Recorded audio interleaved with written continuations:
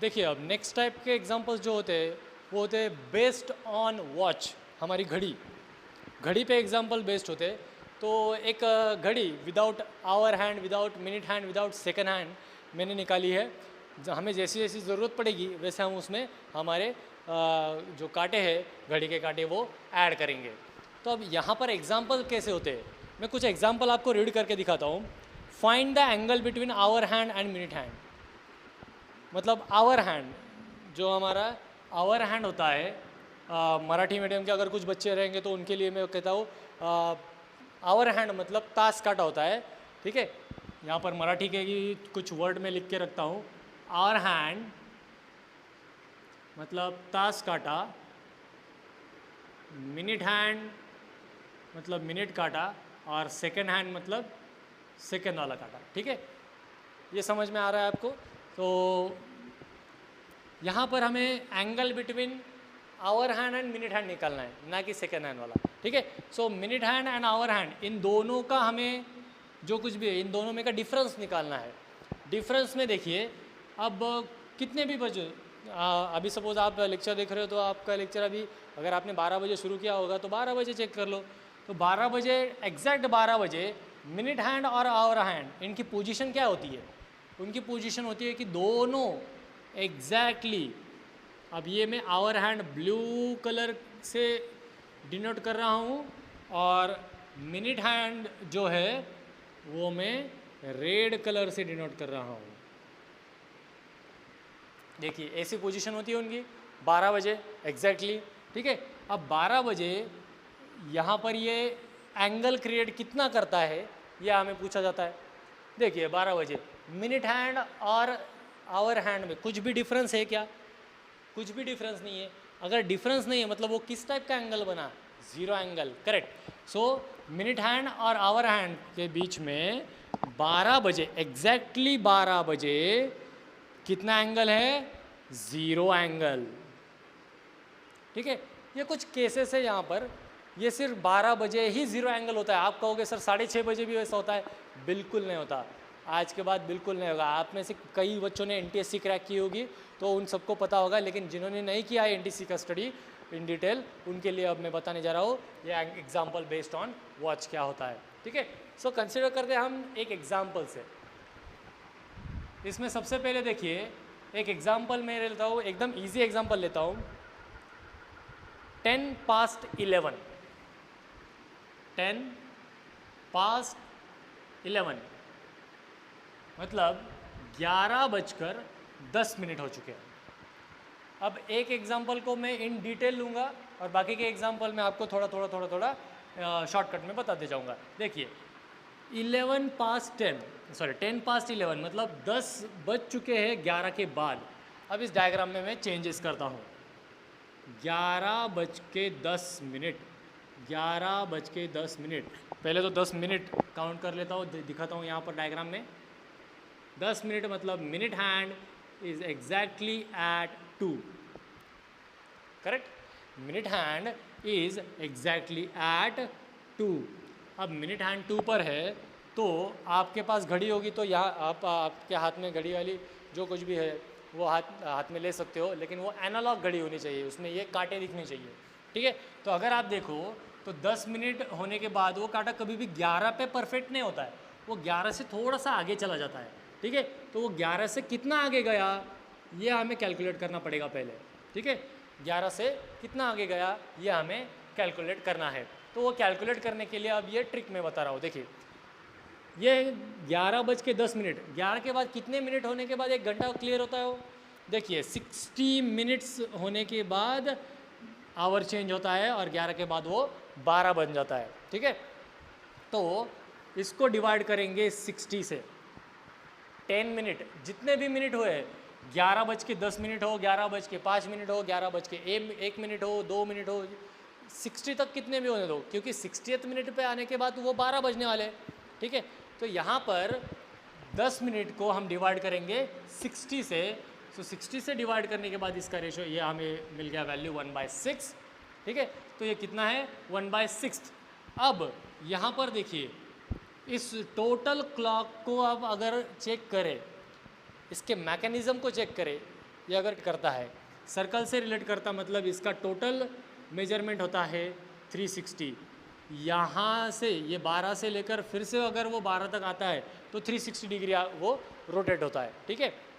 सो ये 360 डिग्री हमें 12 नंबर में डिवाइड करना है, 360 डिग्री हमें 12 नंबर में डिवाइड करना है, तो वो आवर डिवीजन हो जाएगा। किसका डिवीजन बन जाएगा? अगर हम उसको 12 पार्ट में डिवाइड करते हैं तो आवर डिवीजन में होता है, और अगर उसको हम 60 पार्ट्स में डिवाइड करते हैं तो वो मिनट डिवीजन में बनेगा, ठीक है।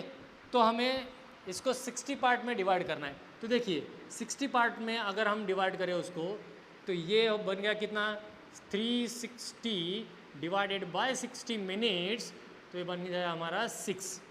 मतलब यहाँ 12 से लेके यहाँ तक, देखिए आपको यहाँ से लेके यहाँ तक ये जो एंगुलर मेजरमेंट है ये कितना है, 6 डिग्री। तो 12 से लेके 1 तक कितने लाइन्स होते हैं, 1 2 3 4 5, ठीक है।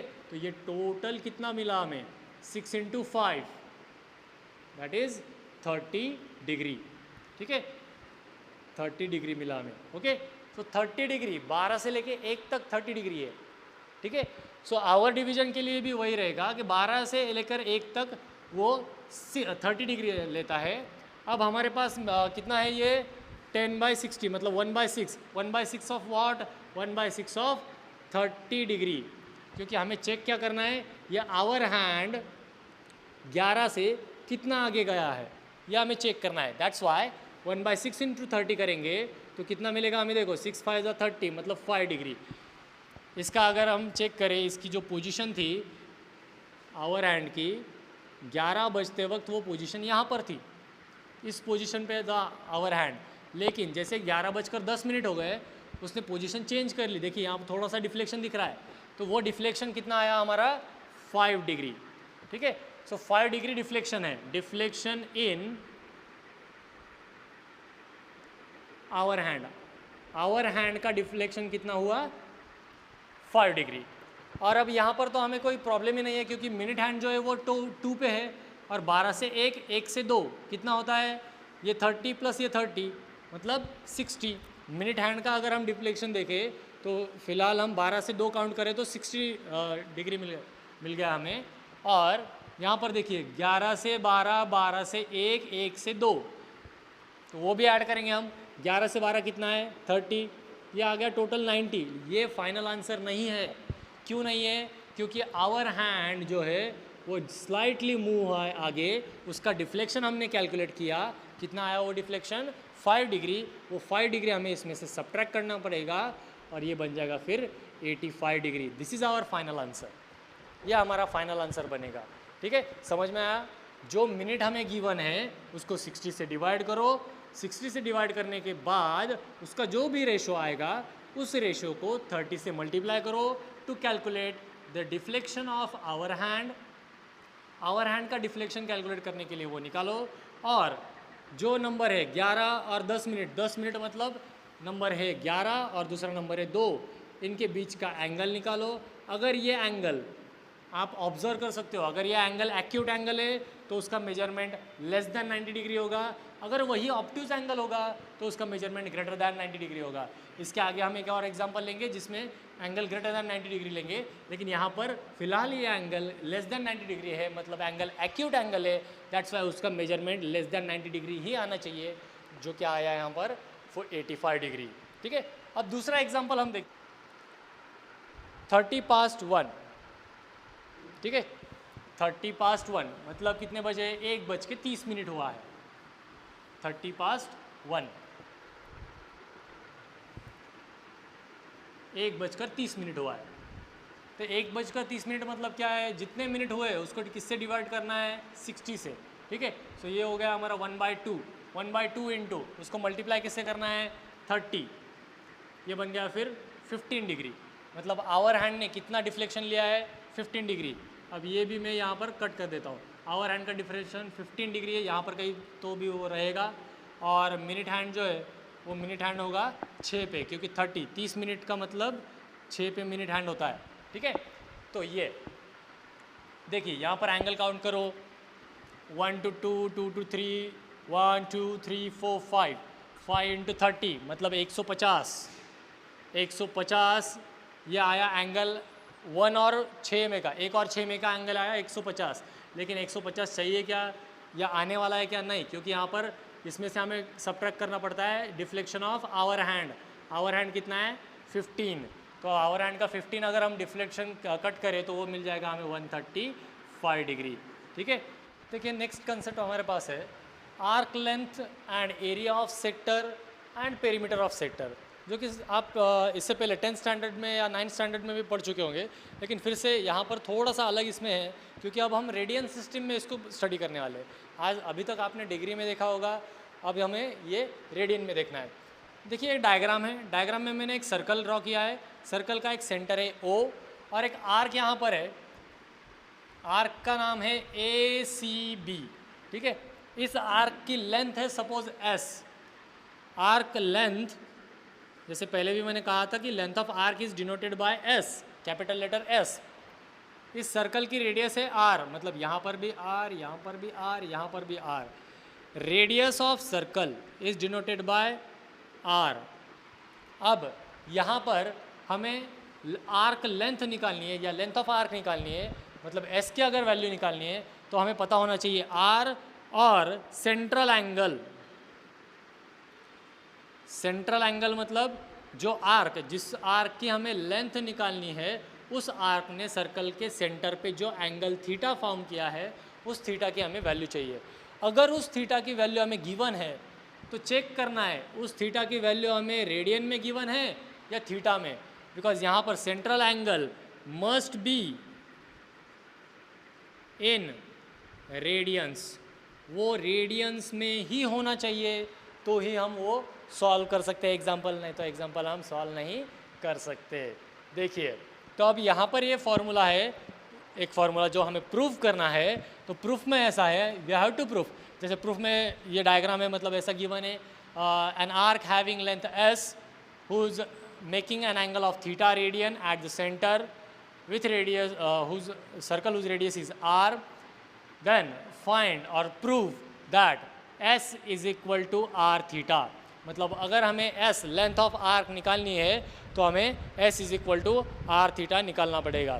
ठीक है, तो यहाँ पर देखिए ये टोटल सर्कल का मेजरमेंट कितना आता है, pi radian, 2 pi radian sorry, क्योंकि मेजरमेंट ऑफ सर्कल जो है तो मेजरमेंट ऑफ सर्कल होता है 360 डिग्री।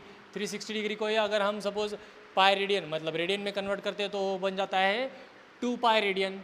ठीक है, अब 2 पाई रेडियन है जिसमें से हमें पता है कि ये जो AC है, AC अगर हम सपोज इसका मेजरमेंट जो कंसिडर करते हैं R, तो ये यहाँ पर जो एंगल फॉर्म होता है वो एंगल का मेजरमेंट है 1 रेडियन। यहाँ पर एक कुछ रेशो अगर हमें चाहिए तो रेशो क्या मिलेगा, length of arc AB divided by length of arc AC is equal to their angles made by each other, दोनों ने जो भी एंगल बनाया है वो एंगल। अब देखिए length of arc AB is equal to, AB ने कौन सा एंगल बनाया है, AB ने बनाया है थीटा एंगल, थीटा रेडियन, और AC ने कौन सा बनाया है 1 रेडियन। ठीक है, तो अब हम क्या करते हैं, length of arc AB, length of arc AB मतलब क्या है S, यहाँ पर मैंने S पुट कर दिया, और लेंथ ऑफ आर्क AC मतलब क्या है R, उसको R पुट कर दिया, और ये theta in radian is equal divided by 1। अब क्या है, क्रॉस मल्टीप्लिकेशन करना है सिर्फ, S is equal to R into theta in radian. Proof हो गया। देखिए कितना ईजी है, कितने स्टेप में लगा, ये तो स्टेप सपोज है ही नहीं यहाँ पर, ये एक स्टेप, ये एक स्टेप और ये एक स्टेप, बस पता क्या होना चाहिए किस आर्क ने कौन सा एंगल सबटेंड किया और उस आर्क की लेंथ क्या है। ठीक है, अब इसके बेस्ड एक हम एग्जांपल, सिंपल एग्जांपल देखते हैं फाइंड द लेंथ का। ठीक है, सपोज हमारे पास है angle subtended bye an arc is 108 degree और उसकी रेडियस है 15 सेंटीमीटर। जो आर्क यहाँ पर थीटा जो है, थीटा इज इक्वल टू है 108 डिग्री और radius R is equal to है 15 सेंटीमीटर। तो हमें पूछा है S इज इक्वल टू क्या होगा, तो S इज इक्वल टू क्या होगा अगर ये हमें पूछा है, तो देखिए क्या होने वाला है, ये थीटा सबसे पहले तो चेक करना है थीटा रेडियन में है क्या, नहीं है, तो उसको रेडियन में कन्वर्ट करो। सो 108 इंटू पाई बाय 180 करो उसे। सो 36 के टेबल में ये आता है 36 3 ज़ा 36 5 ज़ा, मतलब ये बन गया 3 पाई बाय 5 रेडियन। अब ये फॉर्मूला है हमारे पास, S is equal to R theta in radian.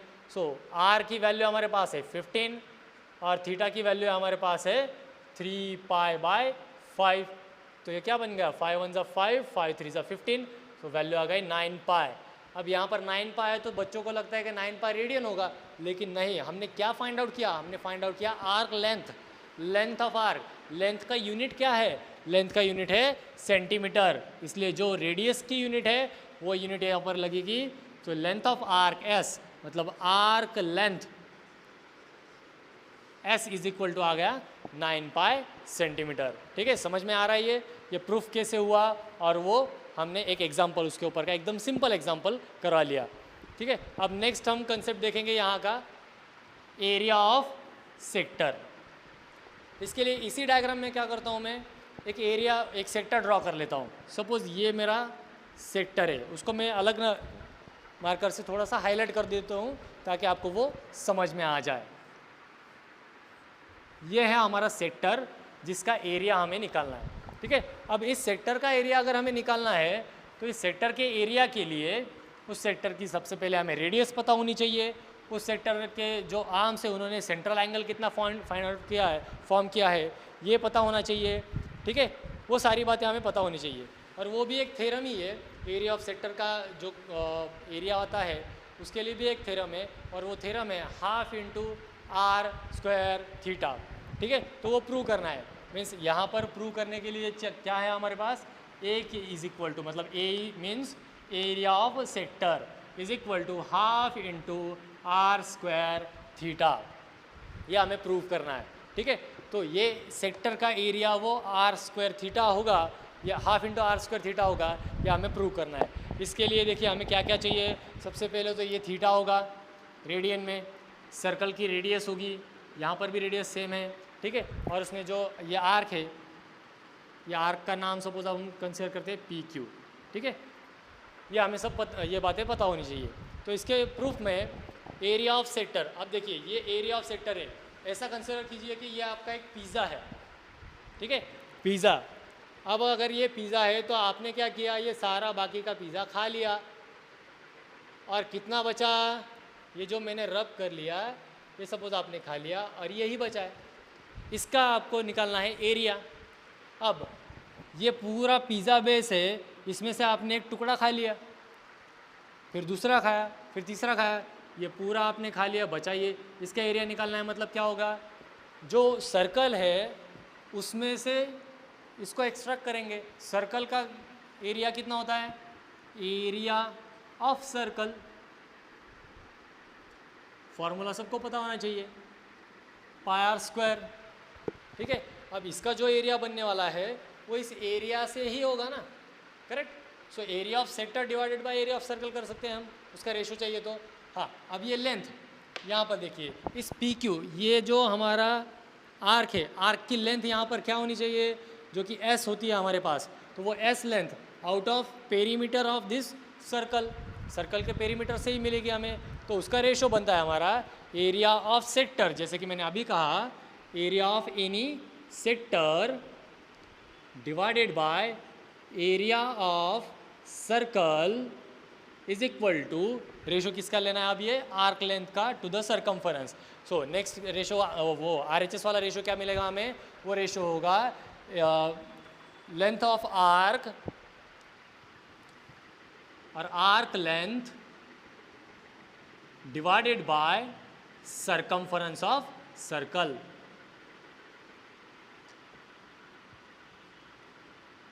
ठीक है, ये रेशो मिला। अब ये सारे वैल्यूज हम पुट करेंगे। अब सारे वैल्यूज पुट करने के बाद एरिया ऑफ सेक्टर, ये तो हमें निकालना है, उसकी वैल्यू हम कंसिडर करेंगे A divided by area of circle pi R square is equal to arc length. अभी हमने उसका फॉर्मूला निकाला, arc length is equal to R theta divided by circumference होता है 2 पाई आर। देखिए यहाँ पर ये 2 पाई आर यहाँ पर ट्रांसफ़र करेंगे तो वो बन जाएगा, देखिए यहाँ पे a into 2 pi R divided by pi R square, यहाँ पर ये is equal to R theta. यहाँ पर देखिए इस स्टेप में यहाँ पर आर स्क्वायर है मतलब आर इंटू आर, यहाँ का एक आर इसके साथ कैंसिल हो गया, ये पाई इसके साथ कैंसिल हो गया, ठीक है। तो एरिया की अगर हम वैल्यू निकालें सिर्फ ए इज इक्वल टू सिर्फ, अब यहाँ पर बचा क्या, ये आर बचा, इसको इधर लेके जाते हैं और ये 2, तो ये बन गया हमारा 1/2 इंटू आर स्क्वायर थीटा। ये हो गया फॉर्मूला एरिया ऑफ सेक्टर का, half into R square theta. इसका भी एक सिंपल एग्जांपल ले लेते हैं, जैसे सपोज हमें थीटा पता है, थीटा हमें गिवन है π/6 रेडियंस, रेडियस हमें पता है suppose r is equal to 12 centimetre and find the area of sector. ऐसा क्वेश्चन है, एकदम इजी क्वेश्चन है, हमने कुछ अलग नहीं किया है, ठीक है। So a is equal to half into R square theta, ये फॉर्मूला यूज करेंगे, वैल्यू सब्सटीट्यूट करेंगे, आर स्क्वायर 12 इंटू 12।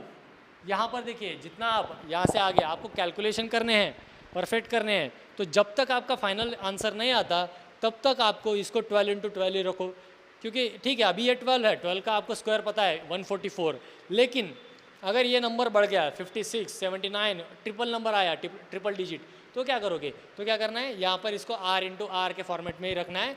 तो ये हो गया 12 इंटू 12 इंटू थीटा है हमारे पास π/6। अब ये क्यों किया था 12 इंटू 12, आपको इस स्टेप में समझ में आ जाएगा। देखिए 2 1 ज़ा 2, 2 6 ज़ा 12, 6 कैंसिल, कितना हुआ 12 पाई आ गया। अब एरिया निकाला है, यहाँ पर भी पाए है, यहाँ पर भी पाए है, लेकिन यहाँ पर है आर्क लेंथ, लेंथ है यहाँ पर क्या है एरिया, एरिया का जो यूनिट होता है वो होता है स्क्वायर यूनिट। अगर यहाँ पर रेडियस हमारी सेंटीमीटर में है तो इसका एरिया भी आएगा स्क्वायर सेंटीमीटर। समझ में आया आपको ये एरिया ऑफ सेक्टर, दो हमारे कंसेप्ट अब हो चुके हैं, arc length, area of sector. अब एक फाइनल कंसेप्ट हमारा बचा है इस पर्टिकुलर लेसन का, वो है पेरीमीटर ऑफ सेक्टर। अब ये देखो पेरीमीटर ऑफ सेक्टर क्या है, यही एग्जांपल, इसी डायग्राम से हम perimeter of sector find out करेंगे और हमें कुछ भी नहीं चाहिए, और ये जो कुछ भी लिखा है इसमें भी हमें कुछ भी नहीं चाहिए पेरीमीटर ऑफ सेक्टर के लिए, ठीक है। आप पेरीमीटर ऑफ सेक्टर के लिए देखिए इतना इजी है ना, आपको इसका एक एग्जांपल भी मैं देता हूँ। अभी हमने क्या किया, सपोज आपका बर्थडे केक है एक, उस बर्थडे केक का सर्कुलर बर्थडे केक है ऐसा गोल, उस बर्थडे केक में आपने एक कट किया और एक बाइट निकाल के आपने आपके मम्मी पापा को खिला दिया, ठीक है। तो वो बाइट जो निकाला हमने, उस बाइट का एरिया कितना था, वो एरिया हमने एरिया ऑफ सेक्टर में निकाला, ठीक है। वो बाइट बाहर से उसकी जो आइसिंग थी, ऐसी आइसिंग होती है ना, तो वो आइसिंग जो थी वो आइसिंग कितने लेंथ की थी वो निकालना मतलब हो गया arc length.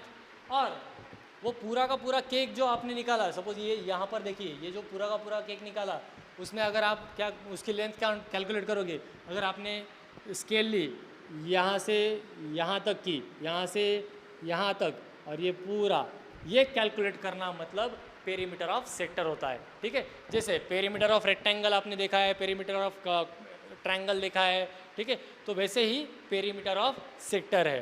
Perimeter of sector के लिए हम बाकी के पेरीमीटर में क्या करते हैं, सारे साइड्स की एडिशन करते हैं। अब यहाँ पर साइड नहीं है, थोड़े अलग डायमेंशंस है, तो वो कौन से डायमेंशंस है मैं आपको ये डायग्राम जूम आउट करके दिखाता हूँ। देखिए ये डायग्राम बनेगी हमारी आर्क की, पेरीमीटर ऑफ आर्क। आर्क में क्या होता है, रेडियस होती है, ये रेडियस होती है और ये arc length. Addition of all sides R plus S, ये क्या मिलेगा हमें perimeter. So perimeter of any sector is S plus 2r। ये हमारा एक फॉर्मूला हो गया पेरीमीटर फाइंड आउट करने के लिए।